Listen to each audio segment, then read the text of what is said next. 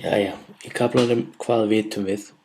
Eigið þið að vita svona helstu atriðin um Descartes, René Descartes.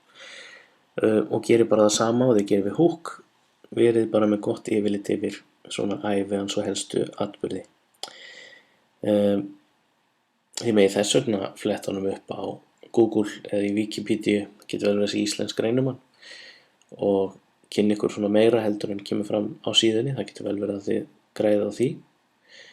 En það er ekkert nauðsynlegt. Því að þekkja með nafni bækurnar tvær sem ég vísaði í sem að geyma hugleiðingarnar hans, pælingarnar, þar sem við fjölluðum um.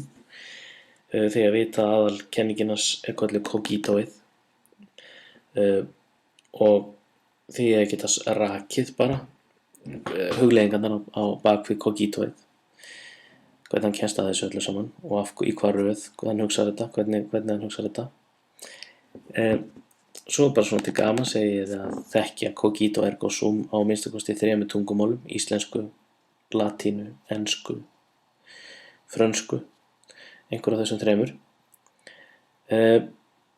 Því að vita að Descartes reyndi að sanna að Guð væri til með rökum, og því að þekkja vel bæði fyrri sönnun hans fyrir að Guð væri til og seinni sönnunina fyrir að það væri til.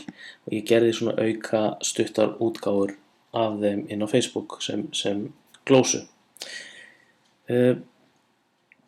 Þetta er vitað um Descartes, sem sagt cogitoið og Guðs sannanirnar.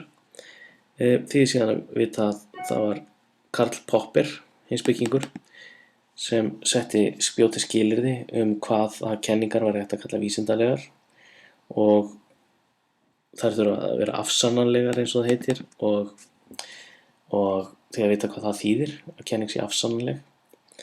Og þegar að þekki einhver dæmi kenningar sem eru ekki vísindalegar vegna þess að þær uppfylla ekki skilyrði Poppers.